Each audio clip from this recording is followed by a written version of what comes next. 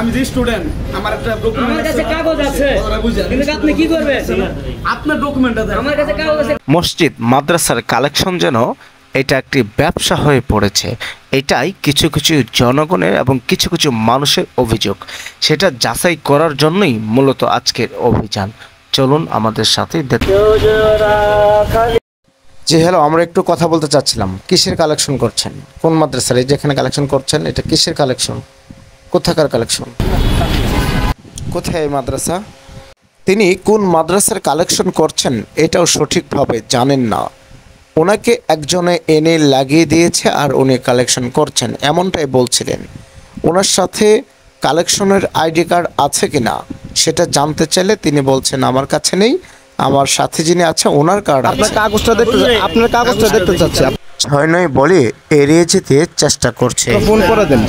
আমাদের কাছে অসংখ্য অভিযোগ এসেছে আপনারা যে কালেকশনগুলো করছেন এটা একটা মিথ্যা বানোয়াট, কোনো মাদ্রাসা নেই এবং যা করছেন আপনারা খেয়ে ফেলছেন, এটা কতটুকু সত্যি?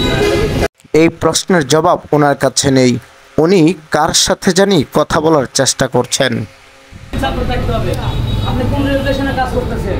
আপনি আর 10 জনের টুপিওয়ালার দুর্নাম করতেছেন। শুরু করছে।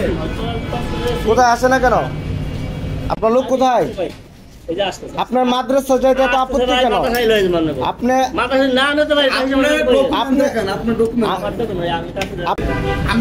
আমি যে স্টুডেন্ট, আমার একটা ডকুমেন্ট আছে, আমার কাছে কাগজ আছে, কিন্তু আপনি কি করবেন? আপনার ডকুমেন্ট আছে, আমার কাছে কাগজ আছে। আমরা পুরো কোনো কথা না, চুরি করে বসিয়া করে লাভ। ভাই আমি সাংবাদিক রাসেল মোড়ে বলছিলাম। বিভিন্ন মাদ্রাসা মসজিদের নামে কালেকশন করে তারা নিজেরাই কোনো মাদ্রাসা পাওয়া যায়নি, তাদের সাথে মাদ্রাসার কোনো আইডি পাওয়া যায় না। আশেপাশে বিশেষ করে যত মাদ্রাসা রয়েছে প্রতিটা মাদ্রাসার পরিচালক আমাদের কাছে অভিযোগ করেছিল যে মাদ্রাসার নাম দিয়ে কালেকশন করে তারা নিজেরাই খেয়ে নিচ্ছে। আজকে আমরা হাতে নাতে ধরেছি তাদের